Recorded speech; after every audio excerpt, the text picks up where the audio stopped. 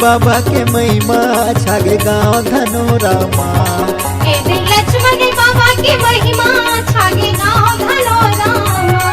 एदे गाँव धनोरामा गा, एदे गाँव धनोरामा, एदे गाँव धनोरामा गा, एदे गाँव धनोरामा। लक्ष्मण बाबा के महिमा छागे गाँव धनोरामा। एदे लक्ष्मण बाबा के महिमा छागे गाँव धनोरामा।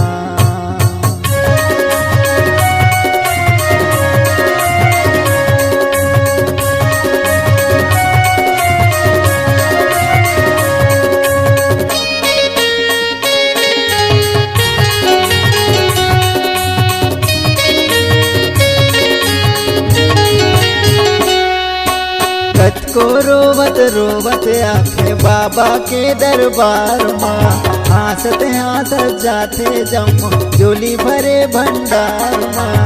झोली भरे भंडार माँ भैया, झोली भरे भंडार माँ। खेल लइका को रमाना, खेल लइका को रमा, खेल लइका को रमाना, खेल लइका को रमा।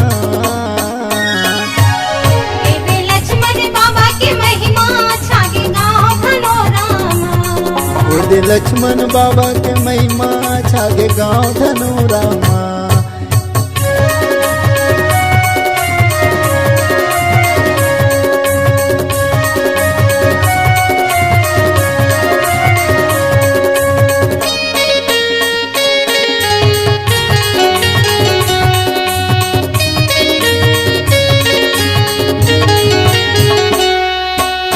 के तपस्या लक्ष्मण बाबा माता के आशीष पाए हैं।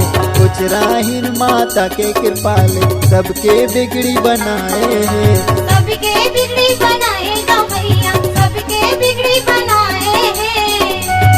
जोर नरियल जोर मागा, जोर नरियल जोर माँ, जोर नरियल जोर मागा, जोर नरियल जोर माँ।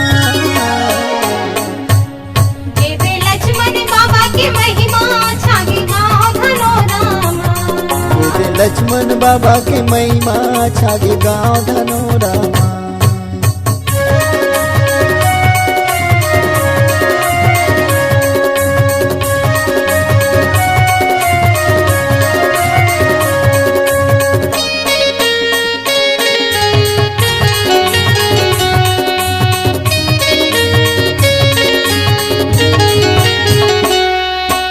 जन जन में वो लक्ष्मण बाबा एक रे से जनाए।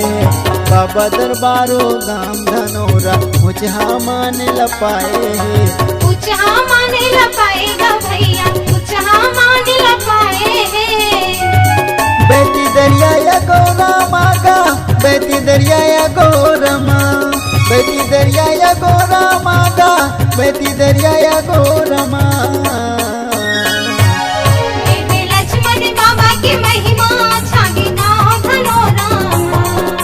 लक्ष्मण बाबा के महिमा छागे गाँव धनोरामा।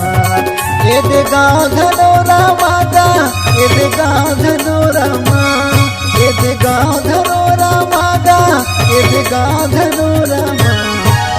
लक्ष्मण बाबा के महिमा छागे गाँव धनोरामा। लक्ष्मण बाबा के महिमा छागे गाँव धनोरामा। लक्ष्मण बाबा के महिमा छागे गाँव धनोरामा।